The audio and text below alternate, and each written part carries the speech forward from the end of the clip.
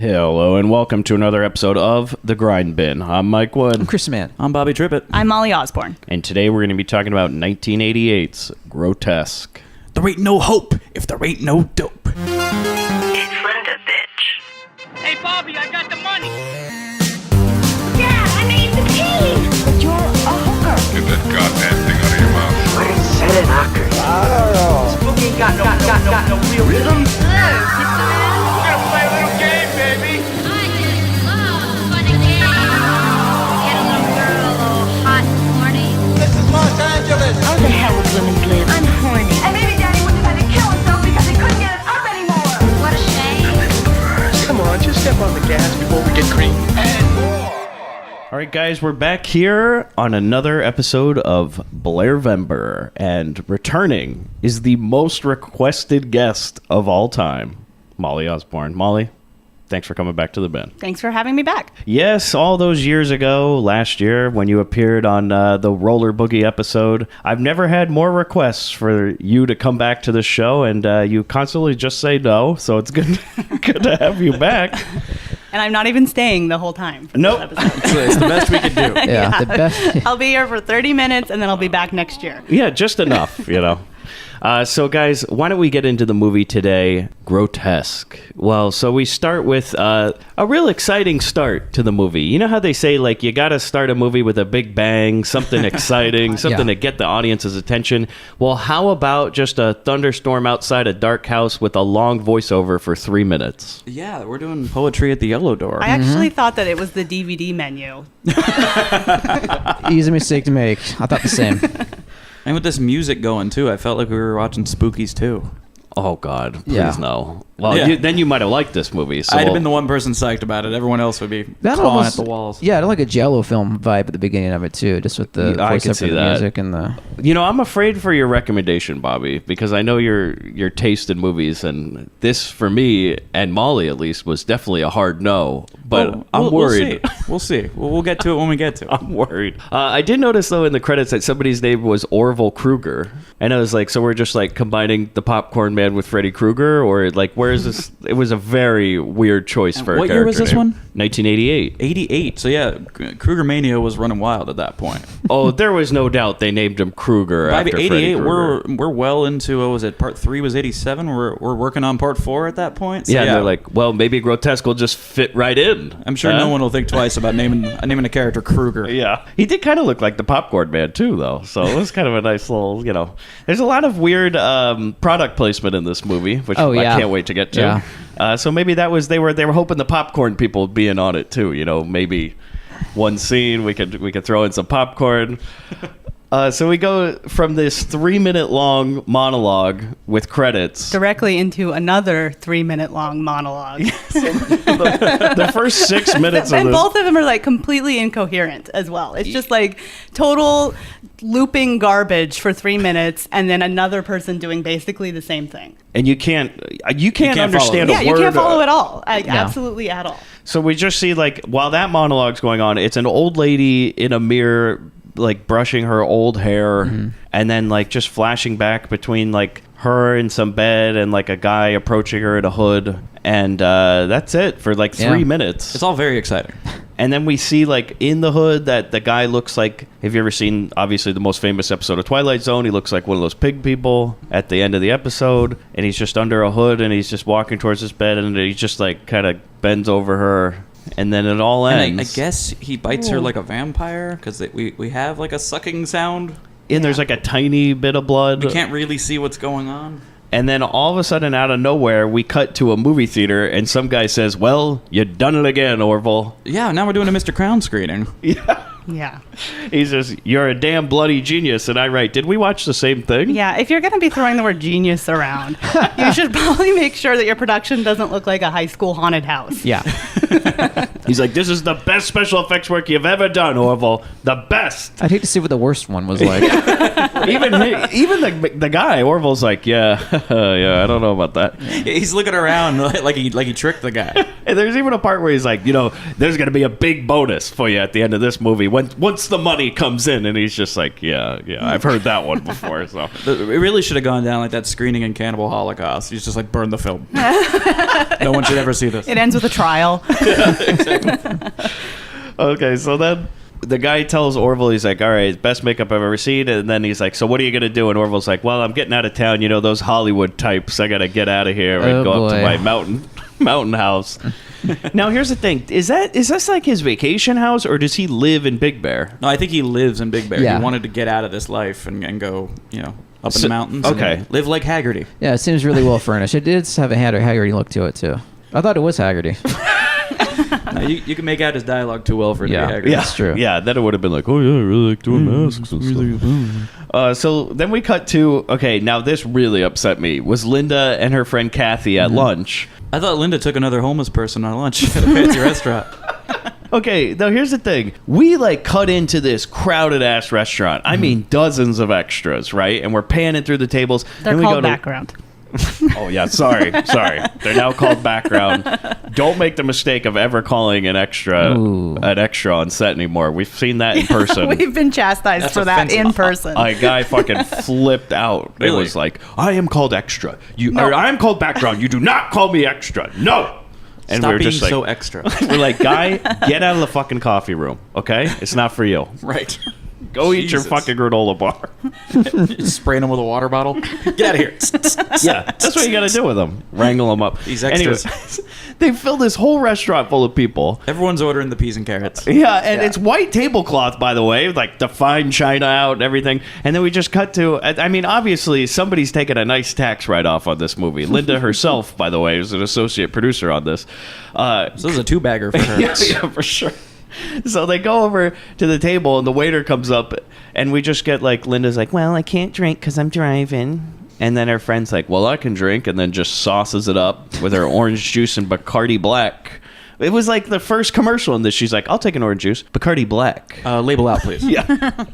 And Linda gives her a look. She's like, well, I'm not driving. And then basically this whole scene is just so she can be like, oh, that man didn't call me. We say he didn't call so many times in this lunch. Yeah, and it just, by the way, no payoff, nothing. No. So we've set up this You're whole hoping he'd restaurant call? scene. Yeah, I was hoping for End a of the phone scene, ring. a phone call for you, madam. Calling Mr. Herman.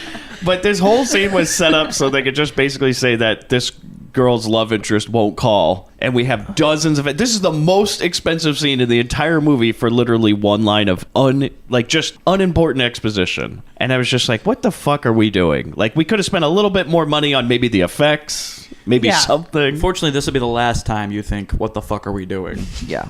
So we go to them driving to Big Bear, which I wrote immediately in my notes. Well, they could have just done that exposition from the last scene here. Right And here for in the the car. transition to this, though, Linda, in comforting her friend, is like, there's a real hot spot tomorrow night. We'll go dancing. And then we cut to them just, driving on a mountain road. Yeah, the real hot what spot kind in Big Bear. hot spot? Yeah. That's where everybody's going. It's a bowling alley.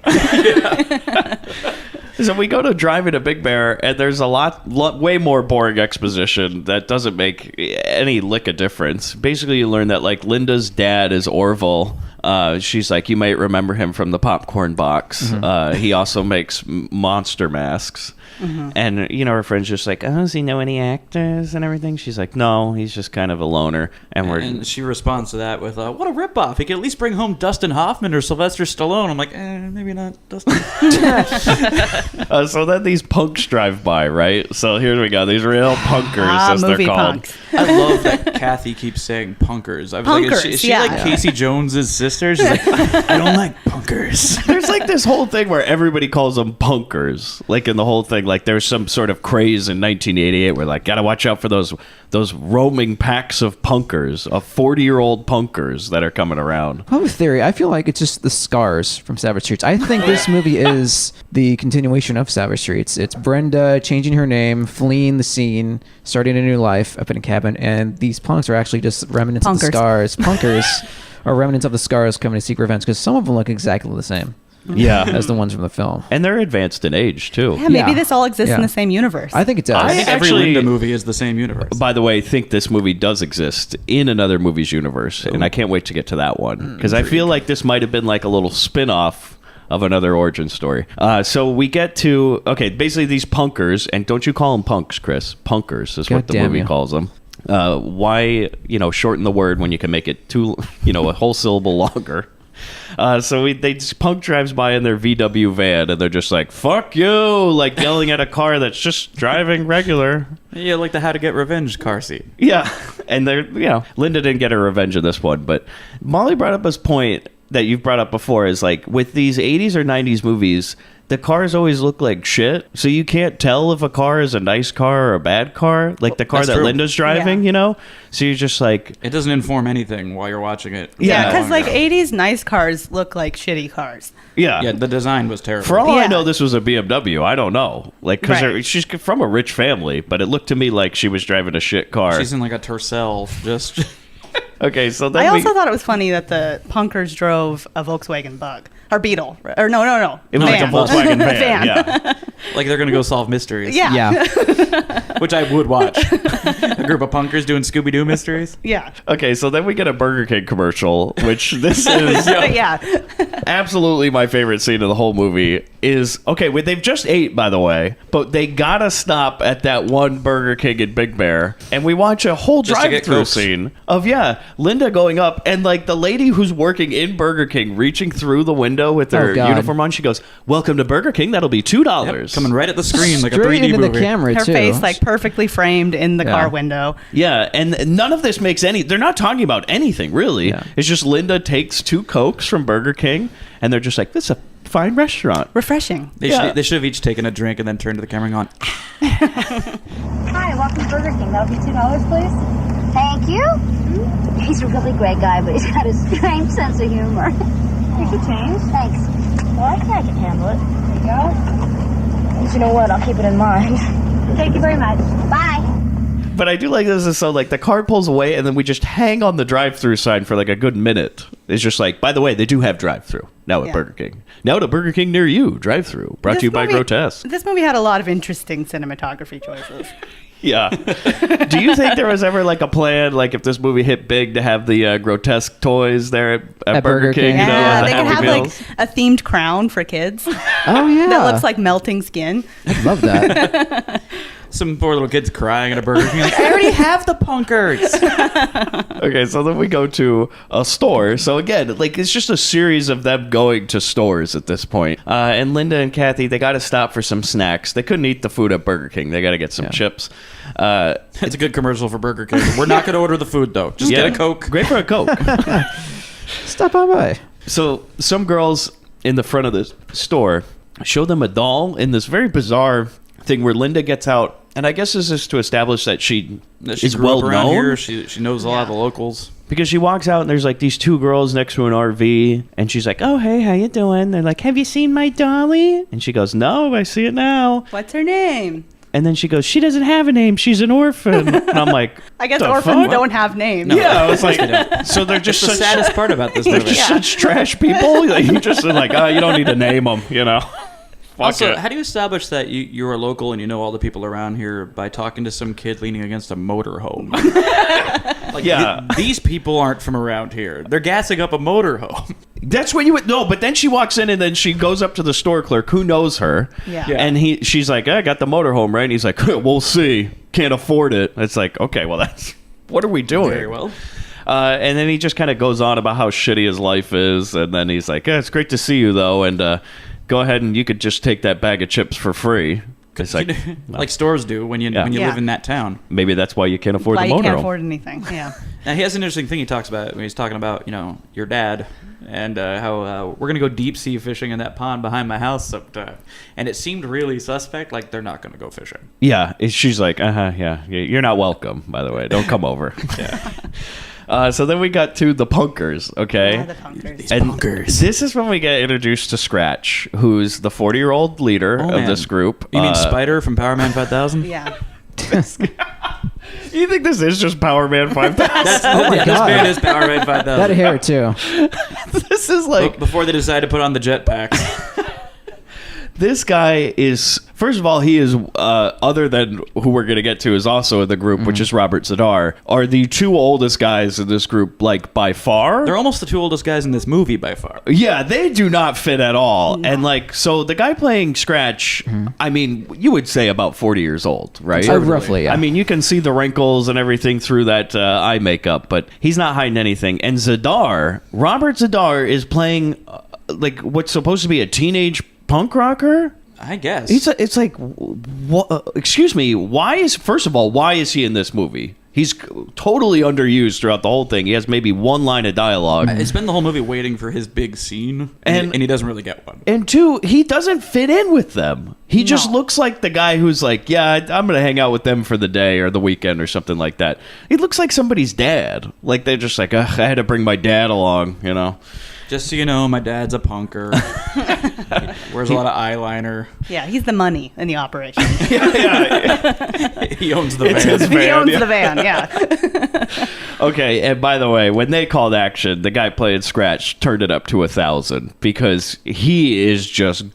I mean, there wasn't enough scenery left. It's all gone from chewing it. Like he's just fucking going nuts on this, just dancing around, screaming at people, yelling, just giving it all, and it's really, really annoying. Yeah, like you're looking at your screen, going, "Take it easy, movie." Like I don't need this. And he would be the most annoying if it wasn't for the laughing punk, whose I put like kind of looks like Dana Carvey almost. My God. Oh, Fun boy. yeah, yeah. Like, I don't remember what the character's name was, but doing that hyena laugh the whole time. Oh, everybody's got to have their like shtick in this punk group. There's like the girl who likes to hump things. You know what I blame the laughing guy is? A year prior to this was RoboCop, and they got that one guy in the gang who won't stop going. Oh God, yeah, all the time. Yeah. Okay. And so He's like, they're probably I'm gonna be like, like him. That Yeah. place. That's why people like that movie. We're gonna put a guy doing that in this. The hyena.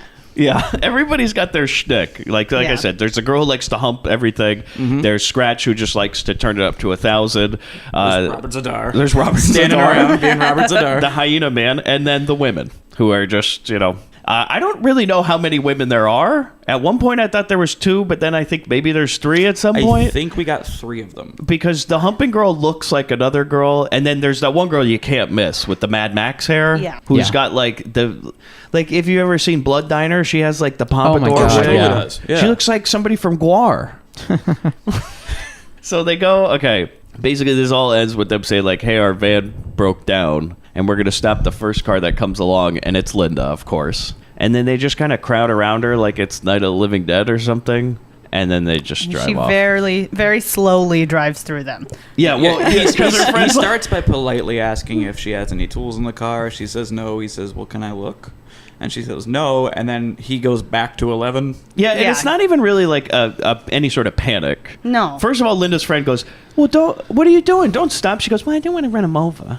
And then he stops. He's like, "Hey, I want everything you got in there." And she's like, "Oh, no, thank And you." she just casually goes through the crowd. Yeah, just driving through. And then that all ends. That's it. Nothing. But somehow they managed to find their way to her house. That was a later. question I had too. Is how the hell did they know where she went? And also, which room was hers? Okay. I know I'm jumping ahead, but like this is the point where that should have happened, where we should have seen them like get on some horses Or just be like, or punk something. We're going. Yeah. or like just hang on the scene and be like, "We will get them." Yeah, something that lets Well, us they know do. that they're One going of to the follow girls her. does linger and stare at their car while they're leaving. Okay, but But we don't show her like writing down a license plate. Or They did anything. this all wrong because what we didn't mention this is whole movie. before Linda pulls up, they say there's this big house in Big Bear that I know's got a lot of shit in it and we should rob it. Yeah. And they say that. They don't say that it's Linda's house or anything, No. but it would have made more sense if just after Linda left, they're like, we're going to follow that girl. Or if one of them said, "Oh, I know you. You're the girl that lives in that big house." Yeah. that big I house, and guess- then they say off the address and everything. Yeah. The one by the lake, you know? I guess incidentally, they were planning on going to that house anyway. Yeah, because and they it's know just like- they know who Orville Kruger is. So that was like they broke down on their way to do a home invasion. That's true. And you also and Linda incidentally just happens to be there when that happens. You also said, by the way, who knows a special effects person not only by name but by face? Yeah, who would recognize the face of a special effects artist? Like he's so popular. Even if they're Yeah. famous. I mean, That's the thing. Like, I mean, you could stand to argue maybe you'd recognize Tom Savini if he walked by. True. Well, you would, Because but he's like in- these hooligans, like Yeah, don't that's know what these great. punkers Carol, want. get that's him. true. But again, Tom These punkers could have Savini's loved Dawn of the Dead. They know exactly which guy that is. but Tom Savini is in movies, Right. And Orville's It'd be just more like behind it'd the be more like he scenes. goes, "Hey, ain't you Greg Nicotero? Right, exactly. You seem to have a lot of money. You got that Walking Dead cash, don't you?" They go to a lot of cons, so they're all hip Yeah. on who the big special effects guys are. Yeah, maybe they were just cosplaying the whole time. Yeah, there you go. Molly, please don't make me like this movie more. But also, Molly, you did mention earlier when we were watching this movie, she said, like, well, if they want to rob somebody, the guy in special effects is not Yeah, not that's the the person. guy that's not going to have any money at all. You This might want is, to find a better mark. These are misguided youth for sure. Like, no. So they arrive. Okay, Linda and her friend arrive at the house, and there's about, I'd say, 3 minutes of unnecessary laughing. Where Yeah. just they like look at the mom on the stairs and like, Ah, we're going upstairs now. Ha, ha, ha. and that's 3 minutes of the movie where they basically just walk up. They're like, "Isn't Big Bear great? oh, I'm out of breath." Do you want to take a shower? No, I already said you go first. Please take a shower. But Yeah. she says it like 3 times. The mom is about to be like, "Will you take a fucking shower?" Yeah, they get up to the room, and the mom's like, "The hot water's ready, by the way, if anybody wants a shower." Yeah, they And must they're- have like dripping through a cloudy dust of fentanyl or something on their way there. And then the mom's like about to leave, and she's like, "Oh, by the way, the shower. So who's first? Come on, huh? And they're just like, all right, somebody will take a shower, fine." Yeah. And so Linda goes first, right? Yeah. And then her friends left there in the bed, and we cut to so like feet and hands of what I wrote down was either like a severe case of diabetes. Yeah. I think got- a barefoot Wilford Brimley is trying to move his Yeah. way up the stairs. Like really puffy appendages, or like some sort of monster, and then all of a sudden the door opens and what is like a dime store Halloween mask He comes looks through. like old Greg from the Mighty Boosh. This is like what would you even call it? Like a High a school real production of Creature from the Black Lagoon. Yeah, definitely. I did see it. Did you see like the eyes bug out at Yeah. one point too? Yeah. And so like basically it's like the dad playing a trick. He's like, "Hey, you're like, every if- new girl Linda brings over, I gotta scare her." I just can't get over like how much they pay. They try to get us to believe that these costumes are good. Yeah, he's wearing like a Vietnam era poncho. right. know? Yeah, Like, he's wearing a Ben Cooper Halloween costume. right, exactly. He's just got like a shitty mask and a tarp. Yeah.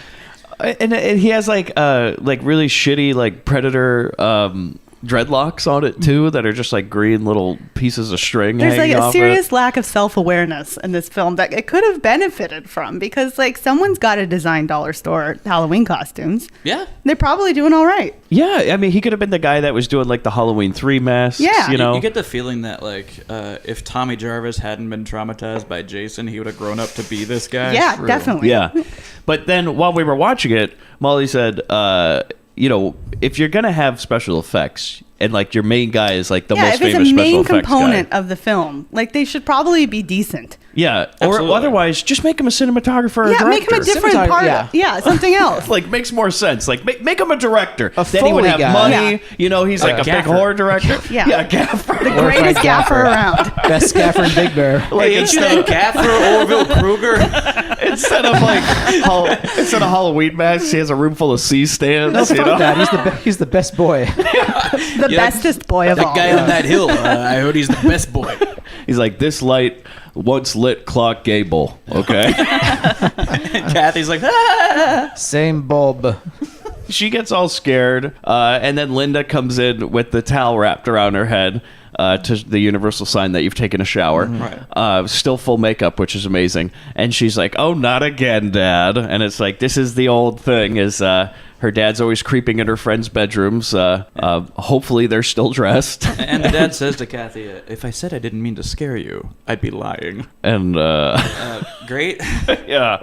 Time so to leave already. This just all ends. Yeah, that's it. It goes absolutely nowhere. Then we go to, as I write, dinner. Nothing happens. The one thing to point out, though, Kathy is a guest in a family's home. Oh, Okay, yes. yeah. Yes. Okay. Go And ahead. I know the 80s were different, but like she just like kicks back and lights up a cigarette at the dinner table. Yeah, I was like, whoa, okay. And by the way, this is like, we got wood in this house and like a lot of shag carpeting. It's like, that smell's going to linger. Thank Yeah. you very much. Like, is she just ashing on the china? Just like, hey, fuck you for trying to scare me, right? Also, it really bugged me that they had like an oil lamp on the table. I'm like, all right, it's Big Bear. It's not like that far out. Like they got electricity up there, you know. It's just, it was bugging me. But yeah, she lights up her fucking cigarette in the middle of dinner. And the dad's just like, oh, it's a filthy habit, you know. And she's like, yeah, whatever. I don't give a shit. Fuck you, old man. I'm stuck in your goddamn house. And basically, we just learned from this whole scene that their uncle is coming up tomorrow, and he's a plastic surgeon. Now, there was a line when they're talking about that something to the effect of like, you know, while your father is busy turning handsome people into monsters, Uncle Rod is turning monsters into handsome people. And that is a shitty thing to say. Yeah. They walk in monsters, he makes them normal. Do you think when like patients walk into his office, it's like Jesus? Whoa! We gotta get you on the table right now. There's one specifically, he was like, there's nothing I can do. Basically, Like, Mom yeah. is cold as ice. Yeah. So then we just go to the den, and like the dad showed Kathy around the room full of his shitty props. And he's like, you might remember this one, the man from the Orient, or something like Yeah, that. he says this is a featured creature in Oriental Nights. Like, what the fuck And is she's Oriental like, Nights? yeah, I never heard of that one. Also, and then he just, okay, by the way, this is where we're going to get into, like, this movie's dialogue is so atrocious that they actually just put in the song Row, Row, Row Your Boat as part of the movie. Yeah. And like say all the words too. Yeah, he recites the whole song to her in a very serious monologue, and she says something. She's like, "What is that supposed to mean?" or something like Well, that. he ends it when he gets to life is but a dream. He thinks on that for a second and goes, "You think that's possible? Yeah. That And then life that is goes just nowhere a dream?" too. And I she, think it's just Dad has his weed card, man. He's up in Big Yeah. Bear, and he's just like, "What if this is all just a dream?" Yeah, and they're- like, when we're awake, we're actually someone else dreaming, and when we go to sleep, it's when they wake up. And she just walks out of the room. and she's just like, "Do you know where Linda went?" Yeah. And he's like, "By the way, we still got a lot of hot water, so that shower's still on the table, right? they're I won't just- scare you in there. Trust me. They're trying to plant that meta seed for the big finish, and that was poorly conceived and executed. This movie poorly conceived, Chris. this come on. part here. So then we go to what I write down as a random horror movie starts, where we get this bizarre, like, the mom is in the kitchen, Yeah. and then another shitty Halloween mask comes in, and she, like, stabs it, but then everybody's looking at the camera, and they start laughing. But there's no context for any of this. And you're just like, wait, hold on, why are we breaking the fourth wall? Yeah. And the dad's looking at the camera, he's like, oh, you know, my family's a bunch of pieces of shit, or something. And you're like, what the fuck is going on? And then we just cut to, like, they're on the couch, and he's like, that's what we call home movies. Oh boy. And Like, if everybody's you just left like, that running a little longer, would this have gone elsewhere? Because Stop it, you stop know, I mean, you know, Mom and Dad fuck with masks on. In this he's like, house. oh, wrong reel. Put it back. Yeah. You know what? This guy, he'd probably be like, no, this is the next one we're going to watch. It's after 11, you know? Oh, A here little comes the blue best movie. part. Yeah. Wait, where are you going? Boy, he did say this line. He goes, now for the 11 o'clock news, where I was like, oh, please let us just watch the local Big Bear news. It's going to be more Probably interesting. hilarious. Yeah, it's probably way more interesting than whatever's going to go on in this Oh, movie. there's the cabin cotillion going on, you know, the bake sale. Okay, so then we go to bedtime, right? And Linda and Kathy tuck themselves into bed, which, by the way, has one of the best lines of dialogue in the movie, where Kathy turns to her and she goes, Lisa, I like your mom and dad. And she goes, yeah, me too. Good thing we established Yeah, that. it's wonderful. And then she also asks, she's like, Linda, is your uncle hot? She's like, is he cute? And she's like, I don't know, he's my uncle. And she's like, well, you know what I mean. She's like, not really. No, I think she goes, yeah, I do. I think she says that. Yeah, I know what you mean. You want to fuck my uncle when he gets here. I mean, in another time and place, maybe. So then we go to, okay. How many Linda movies are we going to address that issue? Yeah, serious, this month. Okay, now this is something that you had brought up. A snowstorm, but also a thunderstorm. Yeah, you know, I don't know if that's possible. I'm not really sure. Like, usually I think of thunderstorms as like needing heat. Yeah, you need Yeah. some sort of cold and warm front to hit each Skinny other muggy. to get the Yeah. thunderstorm, That right? harkens to what you're saying about if we'd seen them turn on the news, it would just be the local meteorologist going, "What the fuck?" Yeah. And, like The pointing first- at what's coming. First ever Slunderstorm. It's a first, everybody. Everyone get in the basement. Like, we don't know what this is gonna do. God, what are the odds? So then we get the old fake arm under the pillow gag, which is like we just gotta get one more, and and like Kathy tries to fall asleep, and she's like, "Oh, there's an arm under my pillow," and Sometimes Linda, Dad has more than one trick at night. and I don't want to know what that. That was an ominous line. Yeah. Yeah, Yeah. it was like, please. Foreshadowing. And yet, whoever's doing the lightning effects is coming in so frequently. Yeah. Like, this town would be going into a panic. Like, Yeah. the world is ending outside. But also, though, there are long periods of time where there is no thunder and lightning whatsoever. Yeah. It's just only when it's convenient it comes in. Oh, and also the thunder and lightning are hitting instantaneously, so we must imagine under that. it, yeah. It's like literally right under it. It's like every time the Count from Sesame Street is counting something. Do you think the dad was going to pull some sort of Bronson gag where he was under the bed? I was thinking like she takes the hand and another one disappears right by it. And he's like, "Oop, me too." Yeah.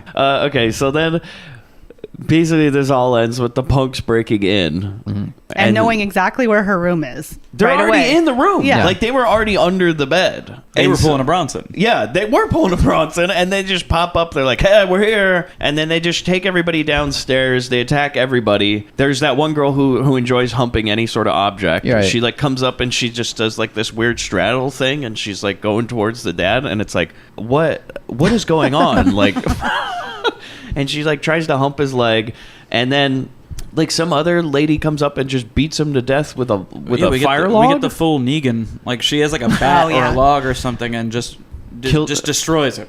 Yeah. But while this is happening, we keep cutting between this and like a thing behind a bookcase. Yeah, there's a little opening behind a Oh, bookshelf yeah. where you see... And then we see the Phantom of the You Opera. see eyes. It's like the Toxic Avenger is watching Yeah. this from the other room, waiting for his cue. And you're just like, wait, what? Because you're so confused. It's like, I'm sorry, wait, we need some context here. What is behind that bookcase? Right. There's people getting attacked. A man just died. By the way, horrible blood effects on his face. Yeah. It just looks like the somebody wounds just... look like Well, the one like guy who cherry knew how to pie. do any makeup effects just got killed. That's What are you gonna do? Okay, so the whole family's been gathered in the living room by these punkers, and they've beaten Dad to death with a log or a stick of some kind. It's a little unclear. The picture's kind of muddy. It's like There's nothing- like a real funny games situation at this Yeah. point, or The Strangers, or whatever that one was called. Where That's those pretty just- accurate. Yeah. It's kind of like The Strangers if they were not quiet. And they want money, they want gems, they want dope because they know this guy's a super famous FX guy. So this has got to be the house full of all the money. And I do love it is like they keep going like, we want the money, and they're like, we keep telling you Hollywood pays shit. Like, I don't have anything. You Like, don't understand. I live in Big Bear. Like the houses are fucking dirt cheap up here. I can't even afford to live in LA. And they're going on and on about they don't have any money, and the punks are like, we don't believe you. Yeah. And they're like, well, okay, we're gonna kill one of them and get the money. They kill the worst person. Like if you want to get the money from the patriarch of the family, don't kill him. Kill like the daughter of the wife. Yeah. Like leverage. yeah, you know? then it's like, well, I don't know. The one guy with the combination to the safe is dead, so sorry. It's the whole like you walk up and you punch out the biggest guy in the room. It's just like you got a big dude and then three small women. And make sure no one tries to overthrow you. You take out the big dude. What a movie if Linda went first. It would have been great. It would have been like a Deep Blue Sea. Yeah. You never expected Jackson to get it first, but Yeah. nope, he was gone. Or was it Executive Decision when Steven Seagal's in the movie and then suddenly he's not? And you're like, I'm all right with that. Yeah. So then they keep asking for money. The dad dies by log death. Laughing Punk bugs everybody. There's a punk girl who screams like a dolphin and a chimp. Laughing Punk for a really long period of time is high-fiving Dad's corpse. He keeps going, give me five! Yeah. It's like, ugh. And then there's a part where Linda's friend Kathy runs upstairs, but then the next shot is she's magically outside. She ran upstairs and then out the window, I guess. I guess. We're missing a part of the film, right? Because we go from her running upstairs to she's outside and then runs into another house. I would love to have seen her run up the stairs. There's a beat, and then she runs back down the stairs and goes, sorry. Runs out the door. Before she takes off running, though, she does say, I think you're all scum. And that's continuing my desire for her to turn into Casey Jones.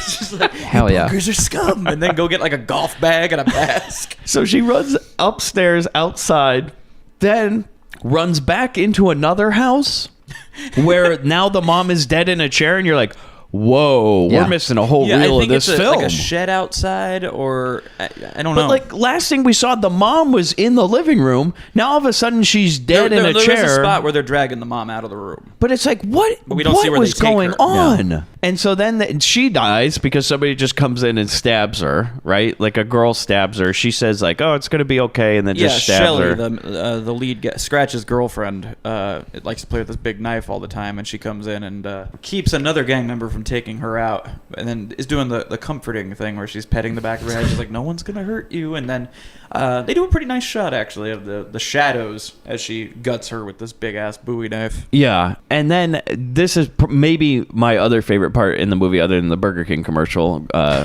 Grotesque, brought to you by Burger King, was Linda just freaking out. She's like, and then she just dives out a second-story window, like second-story window, Just Superman head lands first through the window. fucking hard on a wood like deck. Like she jumps out like the dog in Pet Sematary. She does. fucking no-sells this thing like you wouldn't believe. Just gets up and starts booking it.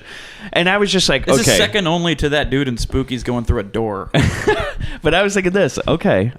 Do you think, because her dad's a special effects guy, that maybe all the windows are sugar glass? Just a thought, Now, right? Like, let's just talk- in let's case she explore can that dive for out. a second.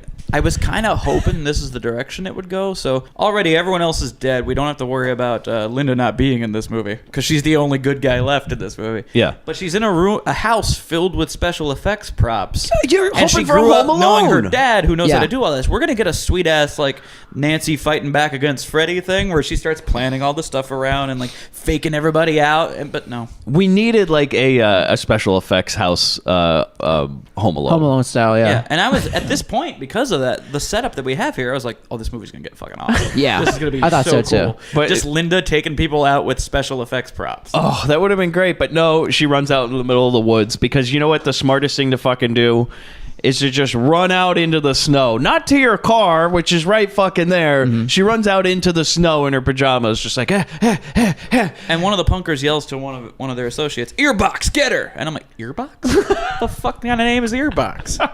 So then she runs around in the snow for a long time. And then the laughing punk and a girl have sex in a monster room. Yeah, these bored punkers start raping each other, and the rape turns Well, she needed to consensual. hump something because she tried to hump the dad, but that didn't help.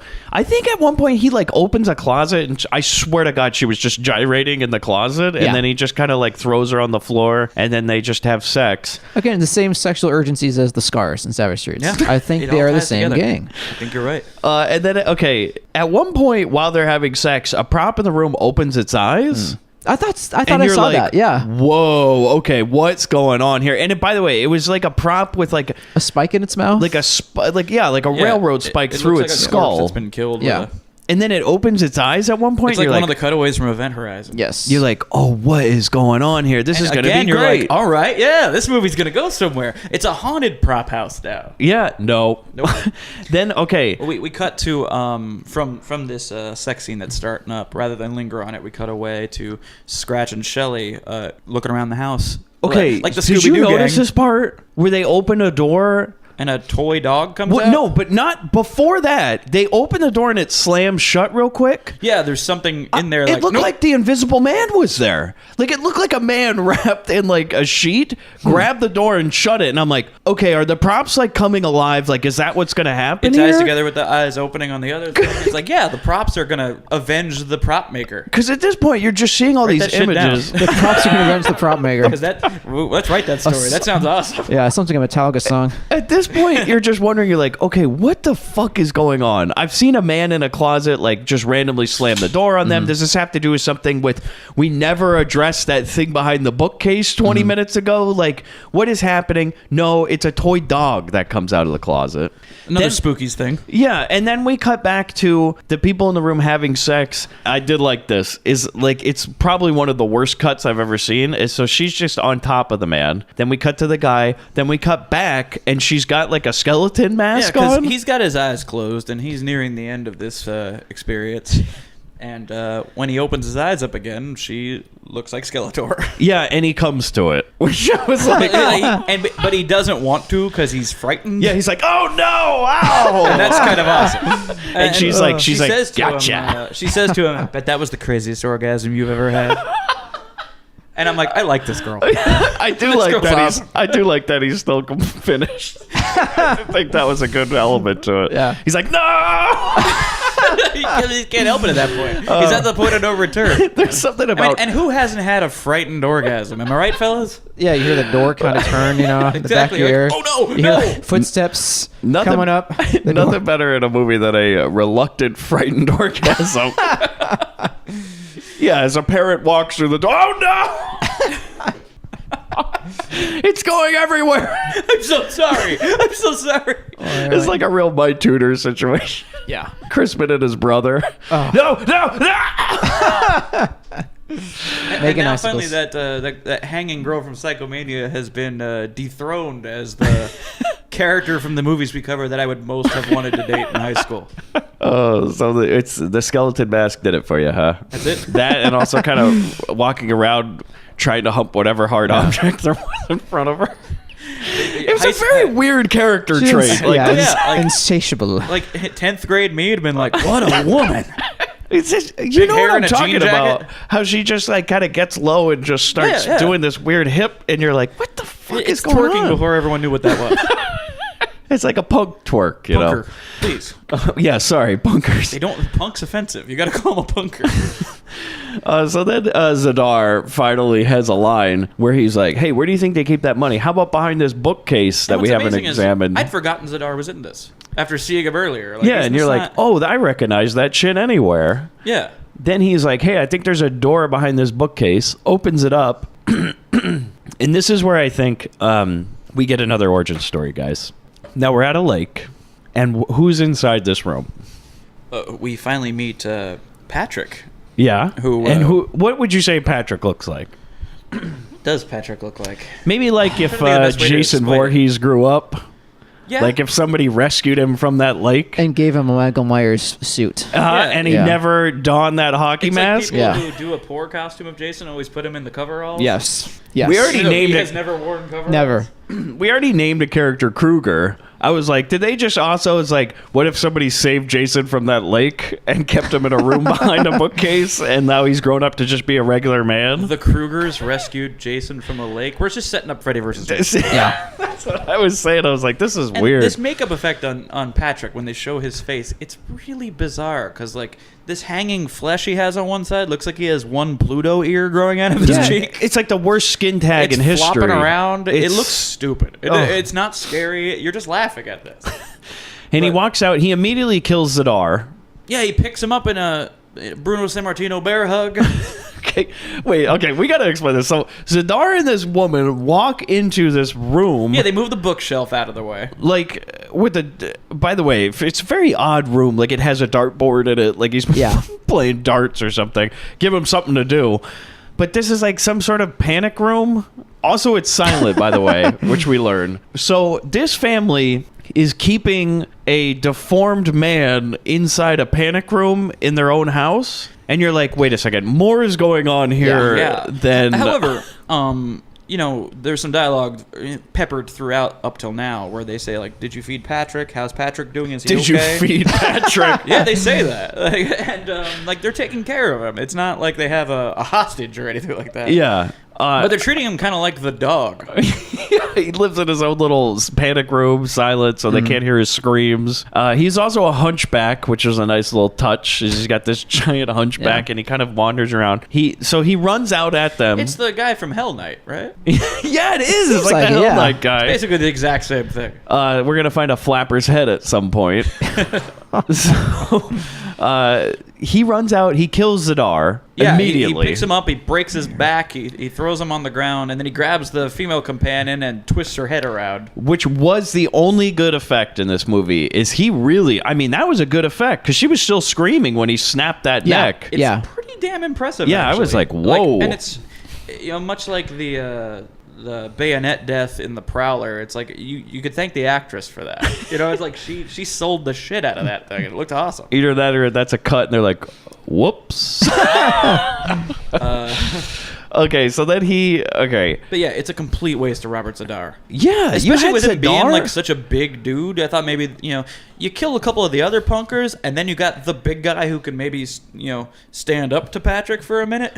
But no, You would he's think that, yeah. he's dead immediately. And then he runs over to the dead dad, so Orville, and he's like, "No, Papa, Papa," and he starts screaming. And all the punkers take off running. Yeah, they're Understandably like, so. "Oh shit, we should." There's 5 of us, but 1 deformed man. We should run. One he's quite Quasimodo ugly. against 5 punkers. Come on, His cheek's doing a weird flappy thing. Let's get out of here.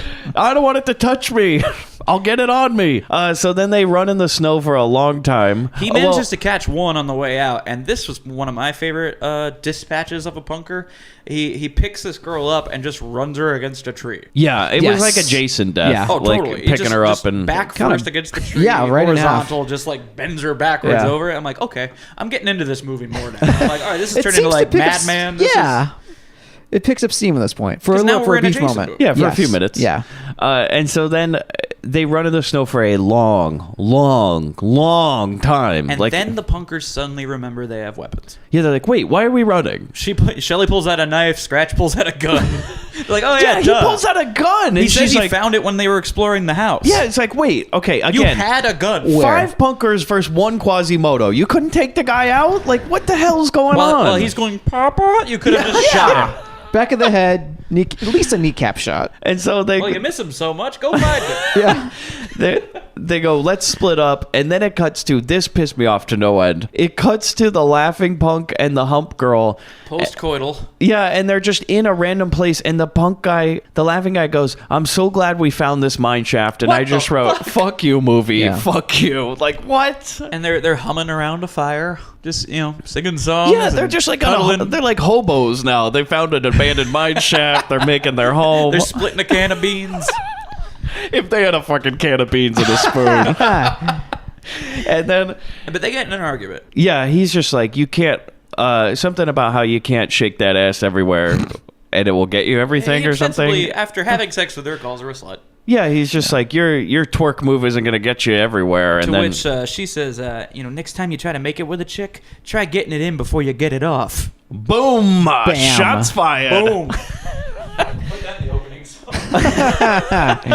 And then all of a sudden, She they're goes just like, to leave, and she gets Patrick palms her face yeah, like a basketball. she says, "I'll go find my own mine shaft. Thank you very much." Yeah, and then she goes, and that deformed Quasimodo man is not gonna find me. Oops! And he grabs her, like you said, like a basketball, like fucking Wilt Chamberlain just grabs that rebound. And then what happens here is like that. Well, he kills. Wait, does he kill Laughing Guy first? He kills Laughing Guy crushes his first. face. Yeah. And then she tries to do a little Beauty and the Beast with him, where she's like, "Oh, it's okay. No one's gonna harm you." And she's holding his hands. And all of a sudden, Santa Claus he gets mutters brought up? something Yeah, because Santa he's Claus. mumbling things. So he's just like, I'm Santa Claus. And she goes, "Oh, Santa, you like Santa Claus? Yeah, I like Santa Claus too." And then he just kills her. Yeah, and it's like, okay, He crushes well. her neck. He like grabs it, and they do the the celery The crack, yeah.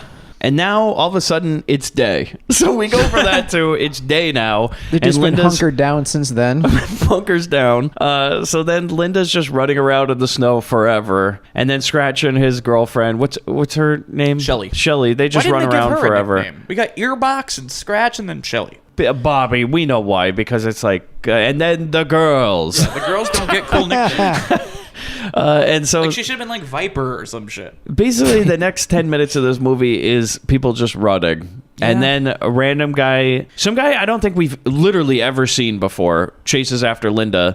Like, he looks like he's part of the Bronx Warriors, this He's one guy. of the He does. background punkers. Let's not call him an extra. Oh yeah, careful. Yeah, how dare you? Background punker grabs her and, like, One of chokes the her. punk extras. How even dare you, sir? I'm a background punker.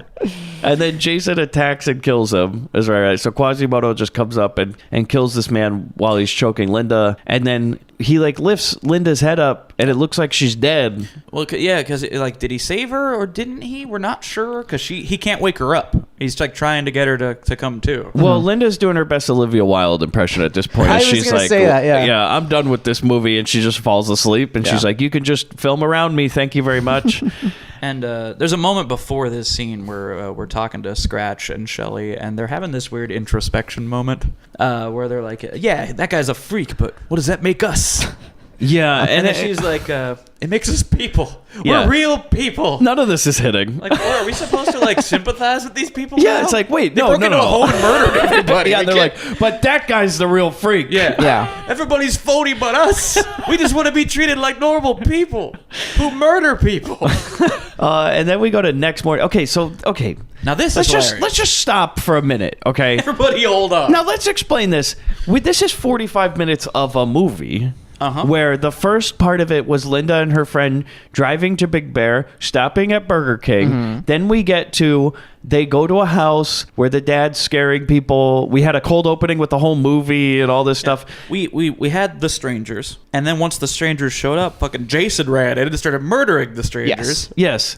Now we're at the next day and the aftermath of all this. This is 50 minutes into a movie and you're like, I've just seen 5 movies. Like, you need to fucking make up your mind. We're watching a whole all-night movie marathon. Like, it's just In left 40 over. minutes. It's literally just like somebody was standing outside of New Line and getting all the pages that fell from Nightmare on Elm Street, and they're like, well, we can make kind of a movie out of this. And then they went to Universal and got the pages that fell out of Friday the 13th. Yeah. And they're like, whatever deleted scenes from any other horror movie, we're just going to put it into this movie. It'll kind of be like a one-size-fits-all horror where we just kind of delve into different genres. At every 10-minute increment, it becomes a different movie. Well, it's like you're flipping between Cinemax and HBO real quick Yeah, every 5 exactly. minutes, you know? And now, if I were to tell you, audience, that all of a sudden by the end of this movie, it's going to become like a police drama, would you believe me at this point? This is a disappointment, kind of like when you watch the original Town That Dreaded Sundown, because we got this like dude murdering people. It's like a slasher movie, and then Yeah. they pull a bait and switch, and now you're watching a procedural, and you're just watching like, the cops try to figure out what huh. happened. Yeah. Because we go to next morning at the house.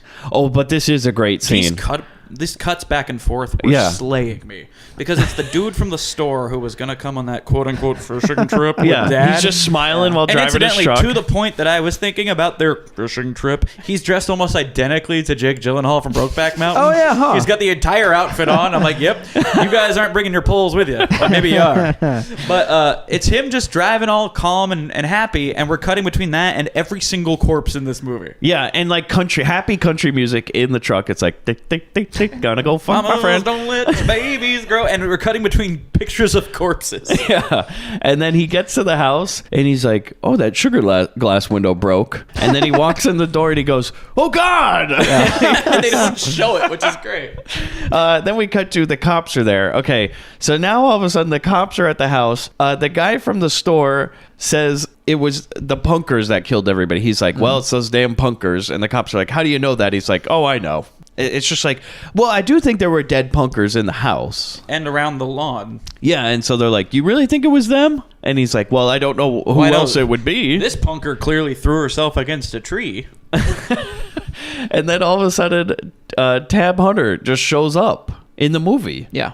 Enter Tab Hunter to take over the film. And like he almost runs in like he was like, I hear you needed a new star. And he's like, he is fucking booking it. Yeah. He didn't drive here. By the way, He ran up the mountain. he runs like Quasimodo does. And I was like, at some point, I'm like, was he also the guy in the makeup? Because he's running the same. Like Tab Hunter, like kind of his run is very weird. Like, there's a reason he was never an action star, I think, because he gets real low and just kind of does like this crab run, and like you see him running up these stairs. When Freddy's first chasing Tina in the alleyway, he's Well, you get less drag that way. Less resistance. Like he's running like an NFL lineman or something. Like he's getting he real low. tackled somebody on the way in. And he's run. We just see multiple shots. He's running down the driveway. He's running up the stairs, and then he runs up to the top. And he's like, "What happened? I hear you needed a new actor." And they're like, "Why don't you come inside, Tab? We're talking over." And they're basically like, "So everybody's dead." And he's like, "Oh, yeah, that sucks. This is my family. I really liked them." By the way, the sheriff with the mustache in this movie, he, if you've seen Silent Night, Deadly Night, is the first Santa Claus in that movie. Oh. The one who rapes and murders the family at the beginning, so he knows kind of what happened here. Yeah, he's like, we brought in an expert. I've seen this before, and there was talk of Santa Claus in this movie. Yeah. It all ties together. He's like, "Are you sure it was those punk?" "Yeah, I think it's those punkers, right?" Yeah. So then we go to, they're like, "All right, well, let's go look around." This part makes no sense. Is he says like, "Well, what about your niece, Linda Blair?" And Tab Hunter's like, "Well, she's not here, so I don't know where she is." And then the guy just goes, "Well, she might be alive out there." And I go, "Well, what makes you think that?" She was out all night If you in the haven't snow. found the body, you don't know for sure. Yeah. But it's like, okay, now we're going to do a 20-minute search party. And so, yeah, we put together this posse, which is a marginally better posse than the one from Dogs. Oh, it's so bad, though. They just walk around with guns, and they're like, And they say, over remember, here. no unnecessary shooting, guys. Yeah, and they just go, All right, white militia? Yeah, all right. Don't get trigger Let's happy, just- white dudes with guns. Not shoot the first person we see, right? Yeah. And so they just walk around. For minutes. I mean, a good 10 minutes of this movie is just walking. It goes so long, one of the songs ends, and they start a different song while they're just... Like Mr. Big Bear said that you could film up here, but you got to show the beauty. They have to say this is part of a tribal brochure. You know, we got a lot of nice trails up here. We'd like to see it in your movie. Maybe you could have a search party. Well, really, it's okay. Not a lot of people die up here, but if they do, we'll search for them, you know? So we kind of like it. Show the beauty with the death. And so they walk around forever.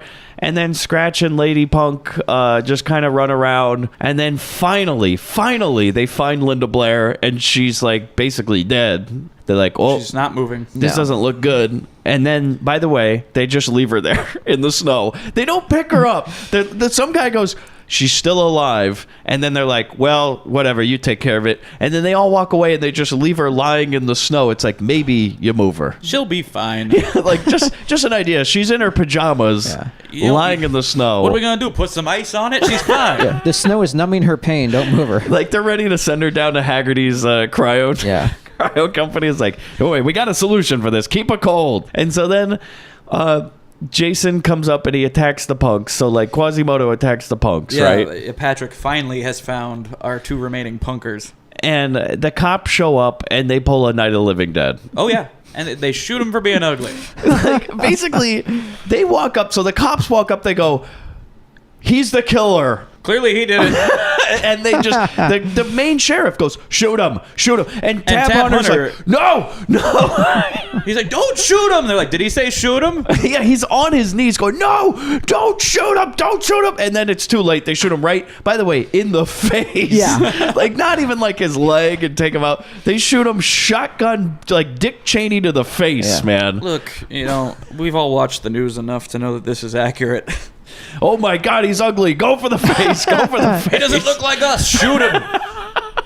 And then they're like, "Well, we got the killer." And Tab Hunter's like, I wait, hold on. And then the guy from the store, they're like, "Wait, didn't we agree that the punks were the people that killed everybody?" And they're like, "Well, that was before we saw the Quasimodo guy, the monster. As you know, in Big Band, we often get monsters, so..." Big Bear rules. They thought it was Jason. Like I'm saying, they're like, "It's that kid from the lake, get him!" So then Patrick's dead, okay? Yeah, he's done. We've killed another character. So this slasher movie came and went in the middle of this film. And then the punks turn to the cops and they're like, "Thank God you saved us, man." And like Scratch is doing his best. He's leaning against a tree pretending to cry. The tears won't come, but you just got to cover that face. And so he's just like, "Oh God, it's terrible." And they're like, oh, these poor kids. Yeah, they're like, oh, well, we take pity on you guys. Maybe you come down to the station. We'll have you answer some questions. Cut to probably the most useless scene in this movie is we go to a hospital, okay? And Linda can't be bothered to act. Like I said, doing her best Olivia Wilde. She's just going to sleep the rest of the movie. Then we get this doctor, right? And this is almost like, were they in a real hospital? Because there's like a lot of like audio noise going on that isn't part of the movie that's distracting from the dialogue. They couldn't get basic medical. Basic so medical they was had not to go available. to a real hospital. Yeah. It's like Big Bear Medical. They go in this Basic Big Bear. This basic Big Bear. They go to this clinic, and the doctor's like, "Well, yeah, she got like a blood clot or something." And they're like, "What do you think her chances are?" He's like, "I don't know, 50-50." Like, you got a coin. That's what you need when you go to a doctor. Doctor, what's the prognosis? I don't fucking know. You got a coin. Heads, I plug it, unplug it. Tails, we leave it in. Whoop, heads. But he just Easy goes, come, easy go. while he's going 50-50, we're getting like audio of the receptionist going like, "With the car with the license plate," and then it reads off a license plate, "Please move." And it's distracting. Like, you can hear this louder than the dialogue. And then at the end of the scene, the cops and Tab Hunter walk out, and then a guy with like an eye injury comes up, and the doctor goes, take him down to that room." I was like, what is going on? What's the prognosis? She's developed a blood clot. She can't be moved. Tomorrow morning, we're bringing in a specialist to operate. What's her chances? 50-50. The owner of a light blue Chevy, license number LXC458. Please call the operator. Oh, nurse, take him to that room. Because this movie, like, this movie, by the way, has this, like, obsession with after scenes are over, hanging on the scene just to show how busy it is. Because there will be multiple parts where the main characters leave a scene and then new background, not extras, walk up and do whatever they were going to do in the scene. And we don't need that. We just don't need it. We'll go to the police station. They interrogate Scratch. It takes forever. Nothing happens, is what I write. Like, literally nothing happens for 5 minutes. They're just like, "You killed her." And he's like, "No. Didn't you see that hunchback? The hunchback of Big Bear attacked me." And they're like, "Yeah, we did see that. We did see that guy, and just so you know, we also are kind of in agreement with you that like that guy must have killed somebody, right? Because we just shot him in the face." So this I mean, we did the right thing. Look, this is Big Bear PD, okay? We get a lot of monster calls around here. We know what's up. And then they're like, "All right, we're not going to get anything out of her, or out of him." And so they send him away. And then the cops, like, so there's the sheriff, who's the Santa Claus rapist. Right. And actually a Van Patten, who's his partner. Yet another Hell Knight connection. Another Hell Knight connection, another yeah. Van Patten and a hunchback. Another and Van... Blair doing nothing. Well, and a Night Force connection. There was a the Van Pattens are littered in Grindbin. This really was a perfect Blair Vember movie. Yeah. It really was, yeah. And so then the girl comes in and they're like, "We're going to switch roles. Like, I'll be the bad cop, you be the good cop." And then they just, nothing happens. Another 5 minutes of them talking to this girl and nothing happens. We're watching it's like watching the first 48 now. Like, we're just watching like full on police Seriously. interrogations. It's like NCIS, Law and Order. They just turn to the camera, like, "All right, we're going to walk it by in 15 minutes increments. Are you ready? 9 p.m. What were you doing?" 9:15. And then, okay, they interrogate Tab Hunter, who basically says, like, "Okay, look, that hunchback of Big Bear is part of my family, okay? And you guys killed him in cold blood. And I'm not okay with that." And not only are you letting the real killers go free, yeah, but you've also murdered someone who was in my family. Yeah, he's like, "You murdered our family." He was as he says, a boy who was abandoned, and my brother Orville brought him into the house and let him live with them. And I'm like, but in a panic room. Look, the point is, he let him live with him. Doesn't matter the conditions. He's like, it doesn't matter that he was in some sort of silent prison room in the house. We fed him twice a day. Yeah, he pissed on the floor. Well, we fed him. Do you know how much of a problem it is every time they go on vacation, finding somebody to take care of that kid? You know, this was a real hassle for them. It's a nightmare. They got to get that guy from the store. And so then he's like, you getting emotional? No, I'm sorry. I'm just a little under the weather. Thinking about what happened to Patrick? Yeah. Can't. I'm so sad about him. Mike needs a second. It's all right, Mike. You're going to be fine. So then they're like, okay, well, bad news. We got indifferent news and bad news. What do you want first? The indifferent is we like your story, but we can't believe you because we shot him in the face. 2, the bad news, we're going to have to let those punks go because we have zero evidence. And I'm like, no, fingerprints have been done. Nothing. I mean, Big Bear PD, I understand, you might be running on empty, but come on now. You're telling me there's not one shred of evidence? Like no fingerprints on that log that murdered that that guy? The sword that was found at one point? They go with their gut. Yeah, it's just, okay. They're like, yeah, we have zero evidence, so we got to let them go. They also burned the house down. What can we do? There's no evidence left. And he's like, you took care of that, right? He goes, we burned the house down, and then puts that thing of gasoline behind his back. Goes, Right next to where they took care of Chris Dorner. Okay, so the cops have decided they're not going to help, and Tab Hunter basically says, like, look, if you're not going to handle this, I am. And he storms out, and the cops are looking at each other, and one guy goes, well, that sounds like a man is going to take matters into his own hands. And then our sheriff goes, frankly, I don't give a damn. And so he's now going to... I don't give a shit. Yeah, you know what? Let the Punisher have his life. He's like, you ever see Death Wish? It's a great movie, He's like, sweet, we're going to get a Bronson of our own. Big Bear Bronson. That's what they're going to call him. Somebody said, taking care of the stuff by yourself. I'm here. Hello. I heard there was a rape up here. And so, yeah, it seems that Tab Hunter becomes Hunter. Dun, dun, dun. Oh, yeah. Thanks, Murray Langston. So I'll just put this bag on my head. Excuse me. So, did you see that shopping cart roll by? Okay, now this is, again, the 2 most expensive scenes in this whole movie serve no purpose. Because this one, we cut to a church with like a bunch of background people coming out of this church. Which, by the way, if you notice, some of them are the punks without the makeup on. Mm-hmm. Like the laughing guy is one of the guys. Yeah. He's there. All these people walk out in black, which we assume is a funeral. Now, I thought it was. We have a timeline, though. It's like 48 hours, and those punkers are getting out of the jail. So we're to assume that the funeral for, like, Orville took place within, like, 8 hours of his death. It's like, that's... I mean, I know there's not a ton of people up in Big Bear, but, that's a quick funeral. Quick turnaround up there. Well, at least you go to the Bears if you're not buried in time. Like, just the morgue, they're just waiting. Did they just do a mass funeral? Yeah, they're just like Psychomania, like they buried Orville, his wife, they buried Linda, they just put everybody in there? 15 for one, it's a good deal.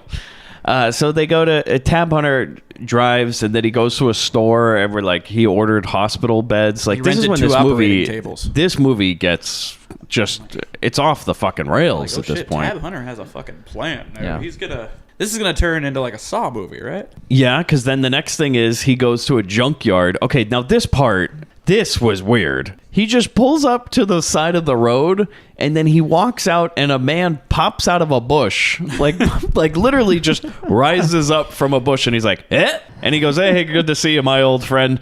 You got what I was going to buy from you? And he's like, yep. And he buys a gun and a carpet from a man in the middle of a fucking field, like an alleyway, from a bush. Yeah, this is an up your alley connection. He's got a homeless man on the streets who's...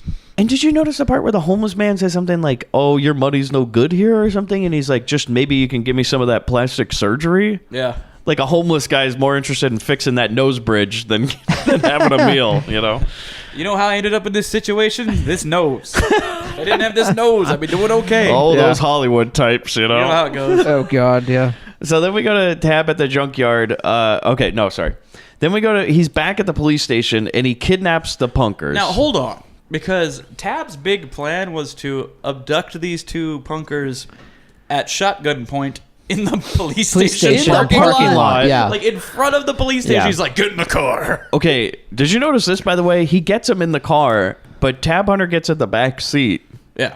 And who's driving? Probably that zombie guy from the end of the show. It's like all of a sudden they just take off, and it's like, wait, who's driving that car? Yeah.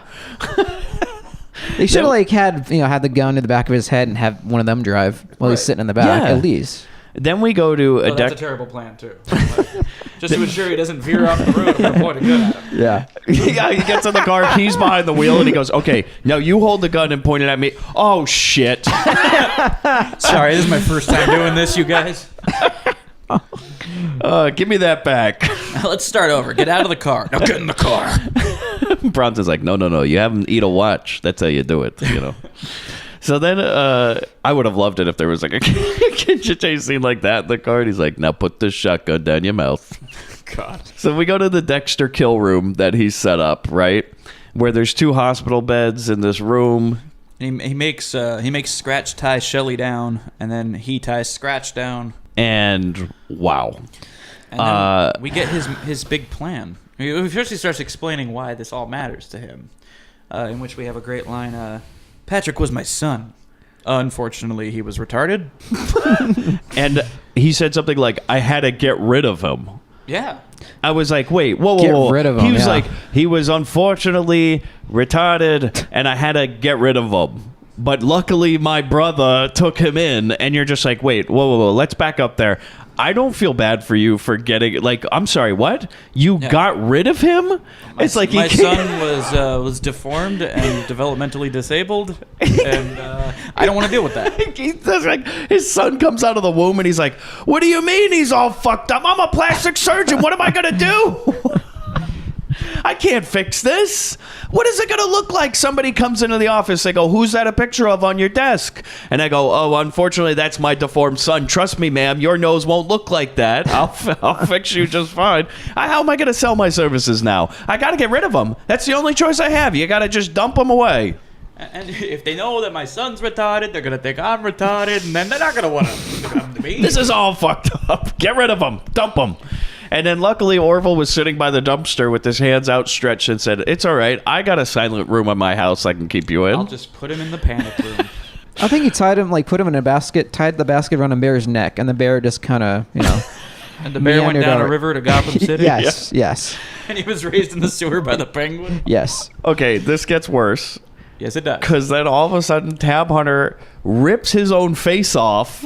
And he says, and this isn't even what I look like because my brother gave me this mask so I could fit into normal society. Wait, what? And you're like, whoa. It's a reverse Scooby-Doo. So It's not old man Tab Hunter, it's the monster. So Tab Hunter is also deformed? Apparently, Which then yeah. it was like, well, why couldn't you just make a mask for your son? Yeah. And maybe you could surgically remove that hump on the back. And it turns out Orville was able to turn monsters into handsome men. Oh.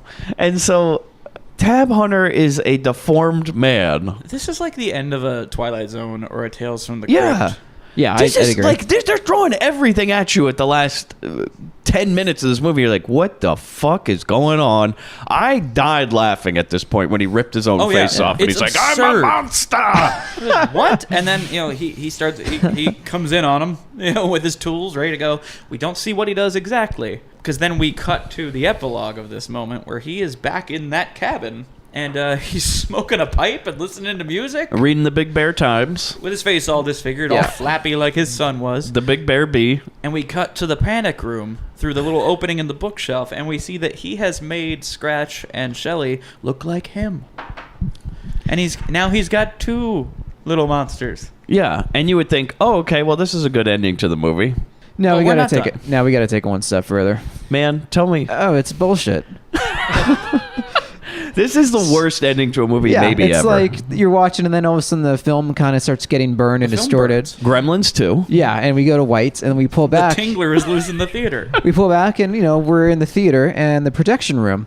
And who's in the projection room but the Frankenstein's monster and the Wolfman? Yeah, so the people stand up in the theater and they're Yeah. like, what's going on? Yeah. This whole movie has been a movie within a movie. Yes. And we find out, as you just said, Yeah. And you even What? see the actors, like you see Linda in there too, just watching. Linda's in the crowd. Yeah. yeah, it's the cast of the film at the premiere for Grotesque. Yeah. Yeah, and they're like, let's show them how real monsters act or some shit. And they just kind of... Oh, by the way, Frankenstein has the balls to say that he'd give this movie an 8 out of 10. I'm Yeah, like, Yeah, oh, because, fuck you. because the Wolfman is like, this movie sucks. Yeah. He's like, man, this was some bullshit, wasn't it? yeah, And- Wolfman's right. And Frankenstein's like, I give it an 8. And he looks like emaciated Herman Munster. Yes, he does. Yeah. Yes, he does. The unibrow and everything. And the Wolfman looks more like a dog. Like they've like blacked out his nose. They don't and look everything. scary at all. It's No. more like the dad from Teen Wolf.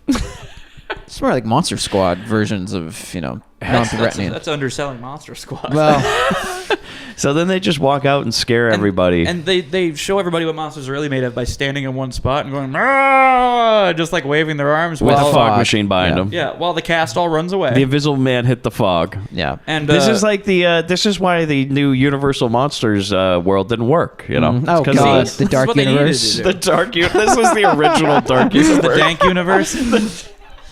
And so Frankenstein turns and goes, "We're still the scariest," and the Wolfman goes, "Damn right we are." And then Jesus. they hug each other, and we freeze frame. And the movie ends, and you're So like, bad. "Fuck you, movie! Fuck you." For saying that we know this is a piece of shit, so we're just gonna add this little stinger at the end to be like, we're all in on the joke, right? It was bad, we know. No. Recommendations, Chris? No. Bobby? I liked no. it, you guys. Oh no. I enjoyed this. Hard recommend for me. Hard recommend? Absolutely. Oh man. This is a lot of Oh, it's a fucking dumpster fire, but I love fucking dumpster fires. And I got a little bit of all of my favorite kinds of shit movies as one All movie. right. A shit sandwich, if you will. It's like, Yeah, it's a real like, shit I'm sandwich. getting this shitty, 80s punker home invasion movie. That's cool. That and then was it turns cool. into a shitty Jason knockoff. Yeah. I love shitty Jason knockoffs. I'm watching Madman all of a sudden. We're slamming people against trees and snapping necks. That's awesome. Police procedural, I could do without that. I want to use the bathroom. And at the end, this stupid, ridiculous, like I said, reverse Scooby-Doo of I'm a monster my and you're tied God. up. I'm like, this movie's great. Yeah, I would say absolutely not. Do not watch this movie. You guys are wrong. We explained everything. It might sound very crazy, like a million things happened. There was a million things that happened, but it was fucking boring. Like there's multiple minutes of people just walking. It was about 5 minutes worth of scene. It's so bad. This is a horrible dumpster fire, in my opinion. Don't listen to Mike. I'm with Chris on this one. Just listen to me. I want what's best for you. I can tell you, Molly hated this movie. She's not here to defend herself, but she hated it. Because I thought the first 10 minutes of the dialogue and the opening music and this, I thought it was gonna again be a giallo film and be like, oh, this is gonna be cool and artsy and abstract and colorful No. and bright, but no. I'm so sad that Hughes didn't watch this because I feel like he might have quit. He might have quit the show after this We're movie. probably fortunate that he didn't watch it. He'd be like, turn it off, and storm back out. I wouldn't be surprised if he didn't make it through this one. This is No. this is Wait, a he challenging watch. By his own admittance, he normally watches these things at least 1.5 speed. I don't think, 1.5. I think he would have watched this at triple time. I mean, I don't know. Someone's running around through the woods, and then some cops show up, and somebody got shot. Everyone's angry, and then the credits. I think he shuttles through until there's dialogue. Yeah. So, guys, we kind of did the movie first in this episode, and I told you this not only because Molly could only join us for the first part of the episode, but there's a little bit of information about the bin. Oh, wait, hold on. Did you hear that sound? Oh boy. How do you think Bobby and DeVito fit in this? Man, why don't you go first? Oh God. Let's see. Okay, I got it. I think. No. Okay. I think they would be one of the masks in the room. But as you pull away, they start talking, and they're actually just poking their heads through a wall, just trying to get in on some action of those two people fucking Yeah. in the room. Just kind of like in the cheerleaders. Yeah. Like poking your head out When of is it something my and putting your turn? tongue out. Yeah. That's all I see. I'm not going to put much thought into that. Bobby? I think that Frankenstein and the Wolfman look at each other and they go, "Is everybody out of the theater?" And then they whip off their masks, Oh, and it's no. actually Bobby and DeVito. Oh, no. He's like, "Did you switch the reels?" And then they sit down and they just watch the bathtub scene from Savage Streets on a loop. That would be great. I feel like two things. One, they would be very interested in that punk girl that likes to hum things, and I feel like Bobby would always try to slide himself right under that move and just aim right. I also feel like they definitely could have at some point have ripped, like the punks rip their masks off, and it's just Bobby DeVito underneath. I like that idea. Yeah. Like they're just like, Bobby, I hear about this house with all these broads and these monsters and everything. And I feel like it could end with them maybe in some sort of panic room. Oh, that's awesome. Or also, the straight arrow could have come by while the punkers were broken down. And Oh, they're like, no. You guys having some engine trouble? And they're like, no, we're fine. You guys go ahead. Did you remember that scene in this movie? By the way, I have one more thing for the van. But did you remember that scene in this movie during the police interrogation where he went on for about 5 minutes about how they needed water for their radiator before the guy goes, it's an air-cooled engine. It doesn't use a radiator. And I'm like, well, I don't know that. Yeah. So that means nothing to me. Thank you very much. The big twist. Oh, my God. Everybody knows that a VW van doesn't have a radiator. And I was like, well, that's news to me. I didn't know that there's such a thing as an air-cooled engine. So Everybody fuck you knew again, back movie. then. Yeah, apparently. Volvos are reliable, and VW vans don't have radiators. Okay, guys, I do feel like at some point Zadar maybe was looking around that house, and he goes, wait a second, there's another bookshelf. And then all of a sudden, he opens the door, and you hear, and Linda just goes, don't open that door! Don't open that door! And it's just like the Poltergeist house, where it's almost just swallowed whole, as Bobby and DeVito just roll on out, and they're like, we're free, Bobby, we're free. I can tell by your jackets that you're into studs. She's like, you have no idea what you've done! Is that the portal at the end of Evil Dead 2? The straight arrow rises out of Big Bear Lake. What's happening? It's like Jason 7, like the whole dock's just fucking going nuts. And they're like, no, some guy's on a fishing boat, and he's just like, oh, shit! You moved the headstone, but you didn't move the van.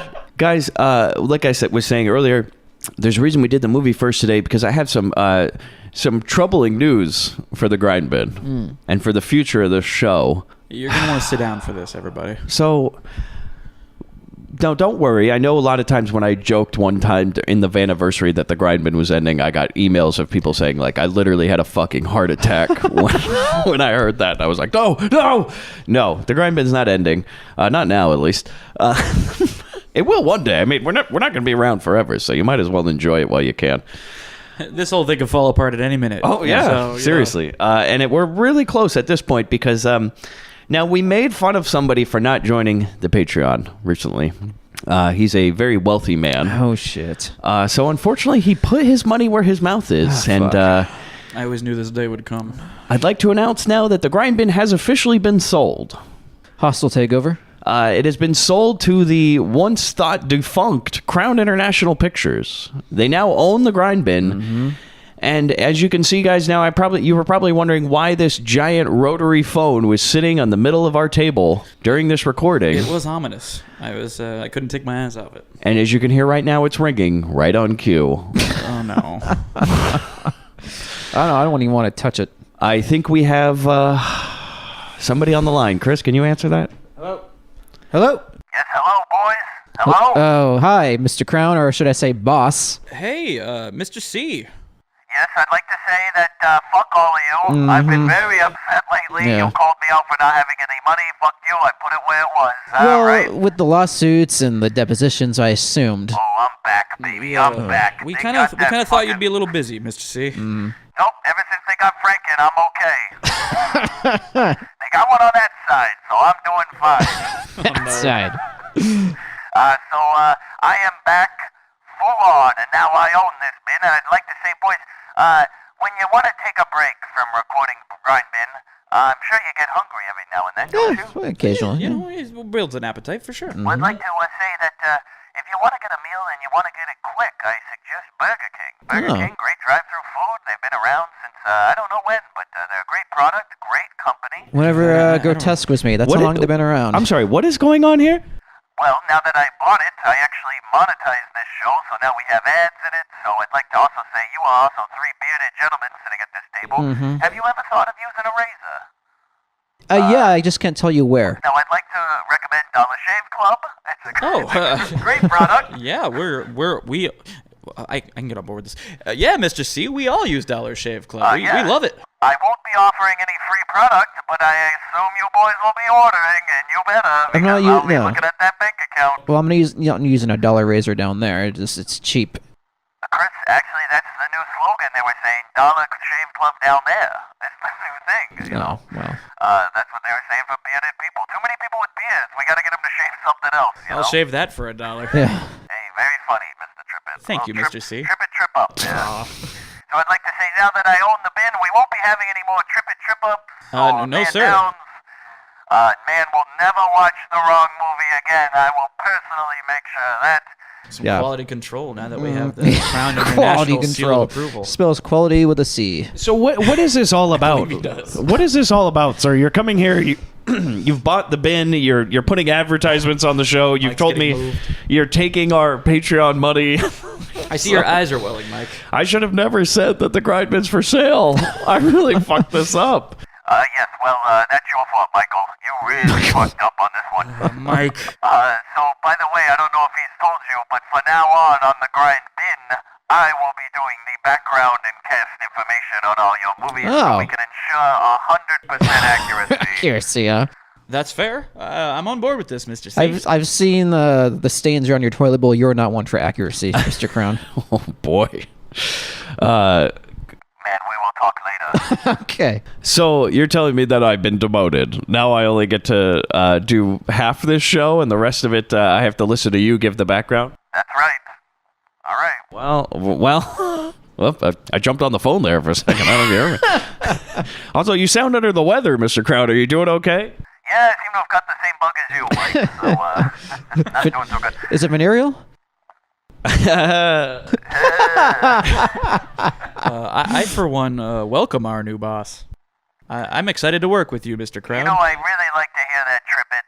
You know that ass-kissing will get you everywhere when it comes to Crown International. Although I'm usually the one doing the kissing. Although, don't strike that. Edit that out, man. Edit that out. You're on your own. Man, don't edit that out. I'm not. Okay, so why don't you tell us the background of this movie? Okay, so first of all, why is this movie made? Also, I'm very upset to hear that Man and Mike didn't like this. I know Hughes would have loved it. Bobby, again, like your style. Thank you, really Mr. like C. This kid. You know, Trippett's going high places in this world. Like a young intern that used to work for me named Bill. Forget his last name, but he was a great man. Oh, really? Yeah. Also, I'd like to say that my good friend Woody Allen might be making sporadic appearances when he feels that you are shaming him unnecessarily. I have a lot of powerful friends in Hollywood who will be making appearances on the bin. He listens. Hope, by the way, the ghost of Bob Hope. I'm in contact with him constantly. That's what this Ouija board is in here for. I always wondered. The Crown International Yeah. Ouija board. You know, the spookies born. The spooky. That's right. What is this, like a game of something? Yeah, and I'm sick of everybody trying to tell me that the name Spookies is somehow racist. Yeah. Shut up. It's spooky, like a haunted house is spooky. Well, End of story. That's it. Can't argue with that, Mr. C. That word was around longer than the other one. So. Okay, why don't you get into the background? Okay, so here we go. This movie was filmed in Big Bear because I wanted to get a vacation home up there, and what better way to write off that vacation home as a tax write-off than saying I had to buy it for a movie? Am I right? That is creative. that's smart. That's a pretty solid plan. That's Mr. C. a good business strategy. Yes. So Linda, Blair, and I went Linda Bear. Man, Yeah. give me your phone number later. I'll need that. We'll be talking later. Especially about that throwing me off about the Bateman. We're gonna words, huh? Man down for sure. We don't know. Any one of you could be making a little bit more sporadic appearances on this show if I have my way, including you, Mike. And that might be a real awkward episode if you just don't show up. So, yes, Blair and I went halvesies on a condo up in Big Bear because we figured, I'll use it part of the year, you use it the other part. We're good friends. And so we decided we make this movie up in Big Bear, and I say, hey, what better thing? We'll just get a broad to run around in the snow, get us scared, and it will be a good time. So then we made a movie about it. Then all of a sudden, halfway through the movie, this man, Tab Hunter, calls me up, and I go, oh, I remember you from all those movies, those heartthrob movies. Why don't you come and be in the movie? And Linda was like, well, I need a break anyways, so we just kind of switched gears halfway In a bag. through, and just kind of made a new movie out of it. Huh. on hand, so we decided maybe that would make good props. So, really, I know this is an enjoyable film, one of my favorites, actually, and I'm very upset to hear your negative comments towards it. I'm sorry, it speaks for itself. Did you watch this? Did you produce or watch it? Don't ask me if I've ever watched the movie I've made. I make them. I don't need to watch them. Okay. Well, you've answered your own question. Trust me, I'm there. I know how they turn out. Oh, yeah. Okay. Yeah.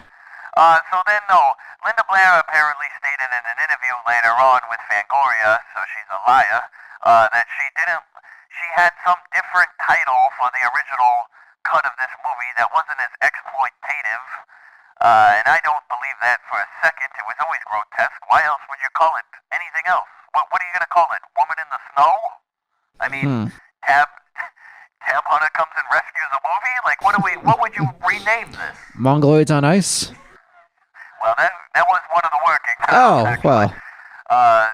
Trippett, you look confused. That's what somebody's telling me. I don't know. Are there cameras in this room, Mr. C? Have you fitted this room with cameras? Yeah, this is we're recording at my place How do today, you know so what I'm my a little facial worried. expression was? That was. Mike, you gotta start going to bed earlier. So let me tell you a little bit about my director friend. His name is Joe Tornatore. Joe Tornatore. Definitely known for his acting, including roles in 1973's The Sting. Oh, wow. Yes, a big picture. 1978, Fist. What kind of movie was that, Mr. C? No. That stars Stallone and Rod Steiger, two of your favorites here on the bin. Who plays the fist? Very funny, very funny. It's F period I period S period T period. So it's obviously some sort of name for a organization or something like that. It's an anachronism. Yes, and Rod Steiger, no, he did not sleep through the whole movie. He was fine. He was not annoyed at all. In 1979, he was in a movie called The Champ, which stars John Voight and Faye Dunaway. That was great. Now we'll talk about his directing and why I hired him for this. First of all, his first directing effort was in 1976, a movie called Zebra Force. Oh, that is something, that movie. Oh, Trippett again, my boy. Yes, of course. Zebra Force is about a group of mercenaries who disguise themselves as African Americans on their missions. Really? Hence being the Zebra Force. Oh no, Wow. they don't pull like Al Jolson, right? Yeah, they do. The opening scene is them as black men sieging a place. Yes, and there's nothing wrong with that. It's 1976. Makeup, everybody. Yeah, I think there's still problems with that.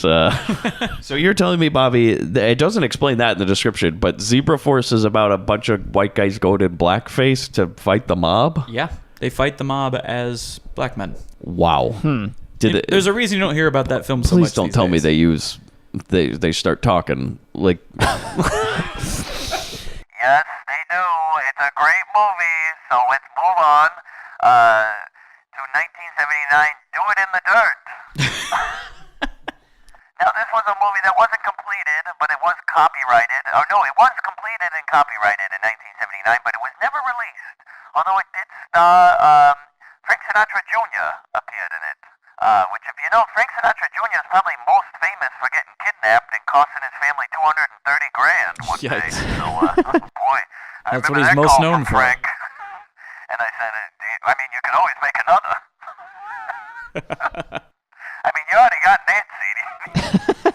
So 1987, boys, he directed, guess what? You made fun of me for that movie, that Zebra Force movie. There was a sequel. Codename Zebra. Codename Wow. Zebra. He directed that as well. He loves those zebra films.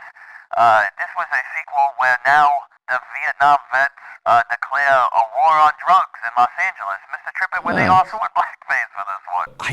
I haven't seen the sequel. I couldn't tell you on that one. Yeah, maybe they decided that wasn't such a good idea. Yeah, I'm hoping cooler heads prevailed. He's still kicking around, making shorts. Haven't talked to him in a long time. Maybe Joe and I will get together again, with Linda, and we'll make another movie. The screenwriter, Michelangelo, he has 11 credits for writing, and he has 27 as an actor. His writing, 1971, Six Women. He also appeared in it. It's about a couple of cattlemen taking some broads back to prison. And trouble occurs, is what it says to me. sounds very good to your audience. 1973, The Black Six, which he also directed. No, I'm sorry, he acted in it. It's about a black high school student who's caught dating a white girl by the girl's brother. Then the brother and his biker gang beat that boy to death. Jesus. And then a black biker gang with the guy's brother who died came to the town, and it's a big race war. Wow. Are you reading the back of the box right now? No, this is a movie I was on set for. Great, nothing better in the mid-70s for race wars. Big ticket sellers. Yeah, I think that might be in these days, too. Well, did you see that movie I made, Get Out? I'm just kidding. I can't take credit for that one. 1975, he made a movie called The Candy Tangerine Man, which is about a pimp who drives around in a red and yellow Rolls Royce around Sunset Boulevard. We really didn't have anything else to go on other than that's what he told me. He goes, hey, my idea for this movie is we're just going to have a guy ride around in a fancy Rolls Royce on Sunset Boulevard. And I said, I've always wanted to own a Rolls, so it sounds like a good tax write-off to me. That's good. 1975, he wrote and directed The Love Butcher. Whoa. Which, Wow. don't really know much about that one, but it's probably about a man murdering out of love. 1975, he wrote this movie called The Psychic Killer, which is about a mental patient who uses astral projection to destroy the people he believes have wronged him. That one, if I may mention, may end up being a Grindbin. Oh, Yeah? all I right. own that movie. I've seen that movie. That Cool. has been worthy. Astral Cool. projection, huh? Yeah, it's great. Yeah, Mike, that's not a joke. Not asshole projection. It's astral projection. You Mike, asshole. please. Yeah, you real asshole. He's saying that you're ace, Mike. Yeah, I'll take that as a You're compliment. the asshole of this show. That's what we always do around the office. We call everybody a big asshole. So then he made something also called Female Fever in 1977. Nobody's ever seen it, but it does have a great poster and a tagline that says 1 + 1 = 2, and 2 + 1 = fun. Female Fever. Hey. So he didn't do anything else for 11 years until he wrote this movie, which I got him out of that. I got him out of prison, and God. we wrote a movie together. He was a good. I didn't have to pay him much. So I know. Obviously, the big heavy hitter for this month was Linda Blair. You guys love her. Of course. Yeah. She's in this movie. She's if you the queen. Halfway. Halfway in, halfway out. She said we like our Linda. Not too much, not too little. Mhm. Just enough. Just to see the top of that poof of that hair. Yeah. By the way, her hair. What'd you think of her hair in this movie? Could have been a little bigger. I thought it was reminiscent of the The Chilling. Chilling. I was gonna say it's Yeah. like the same hair, almost the same wardrobe. It's like It's she around the just same walked time. off the set from the Chilling and went to this movie. When she bailed on the Chilling early, Yeah. she walked onto this movie. It's funny Yeah. you say that. Oh boy. That's what we did. She had a flight from Miami in a bag and flew on out to Big Bear and made this movie. I told her there was fresh powder in Big Bear. Yes, and there was plenty of it. So Tab Hunter, Tab like the soda, who plays Rod in this movie. Rod like the... Rod like the Rod. He's a teen heartthrob. Everybody knows Tab, our boy from the 1950s. Trippett, you were telling us before the show something about him. Yeah, he much like Robert Mitchum, spent his entire career as a bit of a heartthrob and pretending to be heterosexual so as not to harm his career. It wasn't until much later that it came out that he actually was a longtime partner for Anthony Perkins from Psycho. Yeah, that's why we thought it was really funny calling him Rod. Christ. Good We thing were it was just- God. ribbing him, we were ribbing him on the set. keeps it fun. Oh, hey, your name's Rod, funny. But I'm sure everybody remembers him from 1981's Polyester. Obviously he's made a ton of movies, this kid, but 1981 Polyester, that was a fun one. John Waters, good friend of mine. Yeah. John. He doesn't return my calls much, but we used to be good friends. It was my idea to have that guy eat the shit at the end of that one movie. That was Jesus. one of my suggestions. So then, by the way, did you know this? That Tab Hunter also was in another movie with Divine. Really? In a movie called 1985, Lust in the Dust. That was not directed by John Waters, but actually a good friend of mine, Paul Bartel, who's a famous character actor. Oh, wow. That's a You great might know title. from Eating Raoul, or the Vacation movie, or Escape from L.A. He's in a lot of movies. Yes, Lust in the Dust, which is another Tab Hunter Divine vehicle. Back together at last. Yeah, everybody loved them the first time. We thought we'd pair them together again, and nobody wanted to see a Western with them. So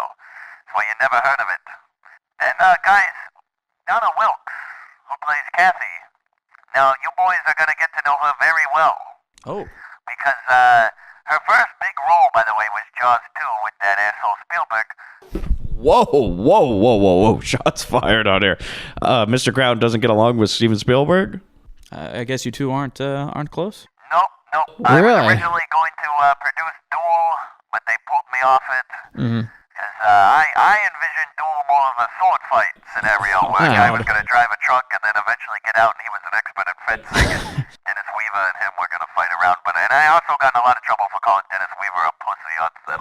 Well, that'll do it. That's. Wow. Okay, well. I don't really have any comment for that one. Yeah, so shut up, Mike.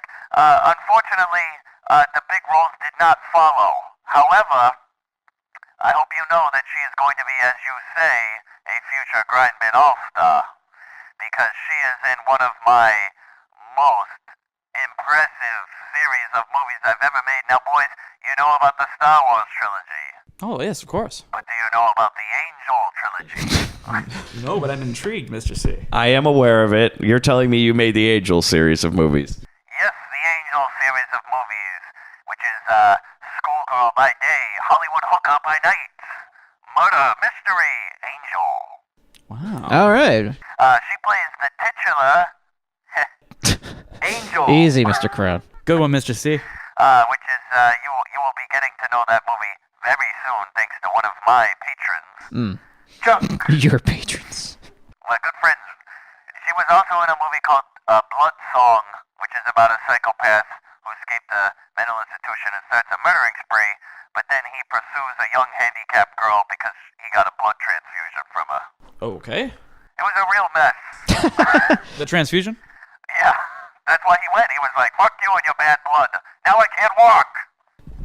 So you're telling me it's a movie where a psychopath gets out of a mental institution and goes after a girl. Yes, the handicapped girl blood was bad. Unfortunately, if you get handicapped blood in you, it makes you handicapped. Oh. I don't know if you knew that. Like a Spider-Man Like kind of if you thing. go swimming with the men with AIDS, you'll get Right, AIDS from right. the pool. I'm not sure that's true. Yeah, I Mr. don't think Crown. that's true at all. I think that's been definitively debunked.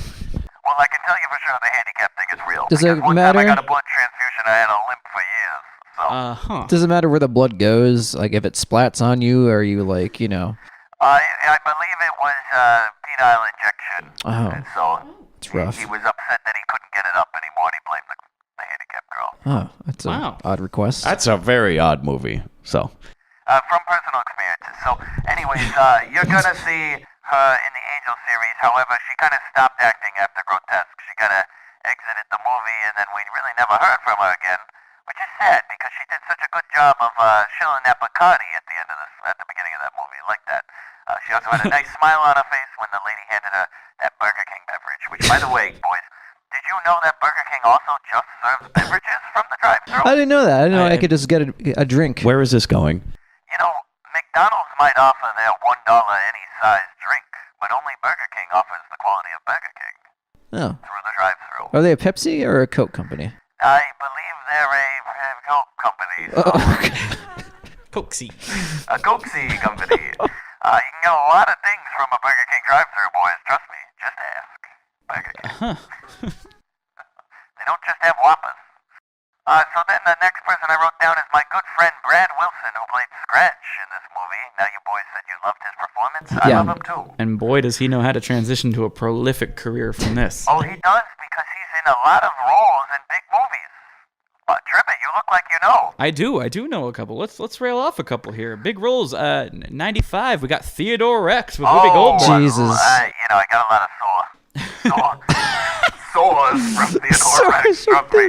They tell me this movie's gonna hit big. This whoop lady is a big hit, and they tell me everybody loves that Dinosaurs TV show. So I go, why don't we combine it into one movie? You know, Dinosaur Cop. We've never seen that before, and then it's the most expensive movie to never be released in the theater. Wasn't it originally called Whooposaurus Rex? Yeah, it was. It was the working title. Yeah. We were trying to get Whoopi in the costume. She wouldn't do it. So immediately following that, 96, Kazam. Yeah, no, I'm sorry, Bobby. You have that wrong. It's Shazam, Shazam. and it stars Sinbad, Sinbad. that's right. Pardon me, I must have misremembered. Yeah, you're wrong, Trippett. Is that 93 too? Trip up. Yeah. Terribly sorry. 97, though. Good Burger. Oh, one of my favorites. I love those boys. The good boys. And you know what? Let me just say, speaking of good burgers, if you want a really good burger, Burger King is the place to go. Oh, I love this kid. Yes, you're right. If you want the best burger, fuck that Keenan and Kel place. Go to Burger King, you know? That's where you get your burgers worth there. Am I right, Mr. Crown? You do. Double Whopper, single Whopper, whatever. Yeah. Fill you up. Because the Good Burger has like one kind of burger, right? Or I don't know their Yeah, chain. they only got one over at Good Burger, but you know what? It's a good burger, but it's not a great burger. Boys, say you have, a lady in the car, Nice save. and she doesn't eat meat. Here we go. You know that Burger King offers a veggie solution? Oh, I thought you were gonna go somewhere else with that. But yeah, it's a good They point. have a veggie burger. It's not just, no, man, it's not just 2 pieces of bread with nothing in between. I didn't That's say the it old was. joke we used to pull in the 80s. Oh, you don't eat meat? Don't worry, I got you covered. It's called the grilled cheese. No, and they also have chicken, which is great. The classic chicken sandwich. They do it all at Burger King. You can truly have it your way. Right, Mr. Crown? That's right, Griffin, I love you. That's why See you love that, it so man? I'm not much. going to be stuck sitting next to you much longer. Might have to invite him over to the office. Got a movie with your name on it. Then he was in a movie in 1997. Now, I'm sure you dummies think it's called Petrodactyl. It's pronounced pterodactyl, and I didn't Google that. Pterodactyl Woman from Beverly Hills, which is a great late 90s movie I produced with a woman who's a pterodactyl. Is this related to Theodore Rex? Try getting that on a fucking poster. A woman that's pterodactyl.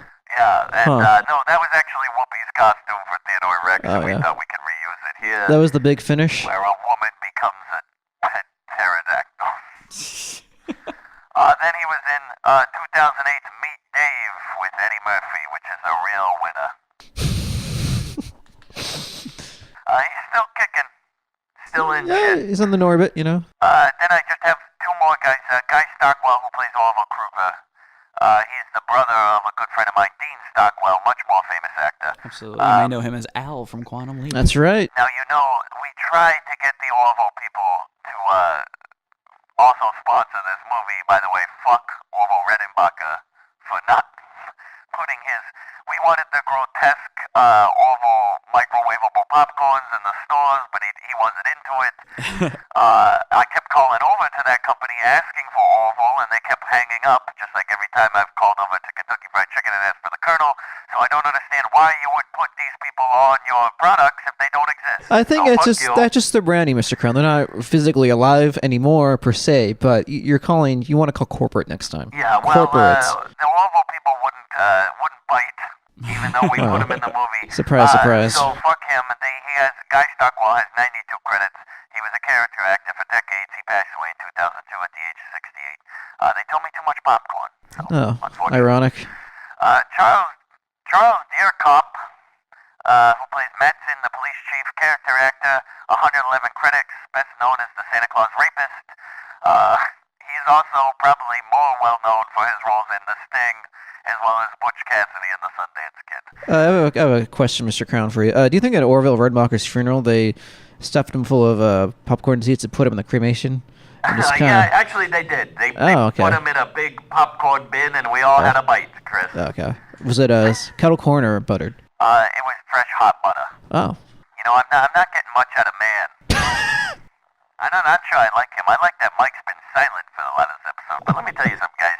This Trippin' Kid, ever since you got him on the show, it's been seeing things have been up. Triple digits. Yeah, Triple views have gone up. I'm getting a lot of calls. They go, "Who's this Trippin' Kid over here? You know, he's one of the good ones." I'm glad to help, Mr. C. And now that I've seen what he looks like on camera, I can know he truly is one of the good ones. He's not. No.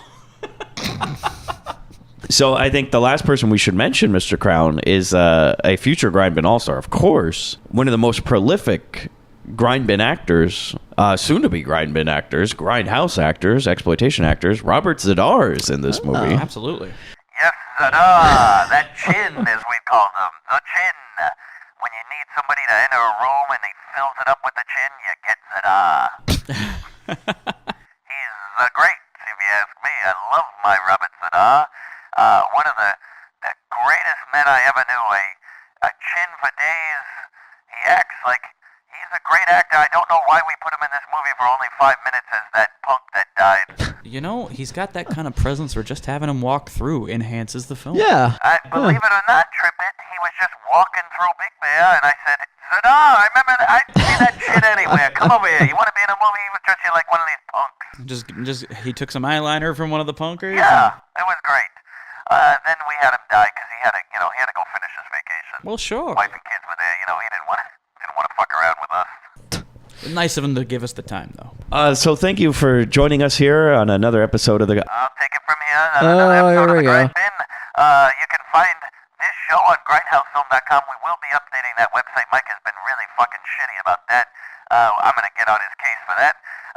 Well, people know where to go. They just type Grindbin in the iTunes or Google Play. It's fine. Yeah, people know where. This is exactly why we're this out. Hey. You can find him on the Twitter at GrindPod, which I will now be taking over. You guys will love these tweets, trust me. If they haven't banned Trump, they won't ban me. Yeah. Also the Instagram, which man runs for now. We might get tripping on that one. Into the ground. On the Facebook, sometimes Trippin will do posts on there. I like his much more than I like Mike's. Oh, well, thank you, Mr. C. And I'd like to say before we end this show that, you guys, do you need a new mattress? One that's less squeaky, please. Did you know they send you a mattress in the mail now? The nice people over at Casper Mattresses will send you a mattress in the mail, in a box. That's amazing. I haven't tried it, but what could go wrong? You open your box and a mattress comes out. So I used to open a box and a woman would come out. So I don't see much difference. So it's probably good. Does a woman come with the mattress is the question. Oh, does a woman come with the mattress? Oh, dear. Yeah, that's. I think we should end this. Jesus Christ. Shut up. So, yeah, all right. Somebody end it. Bobby, start the van. It's Linda, bitch. Hey, Bobby, I got the money. Yeah, I made the team.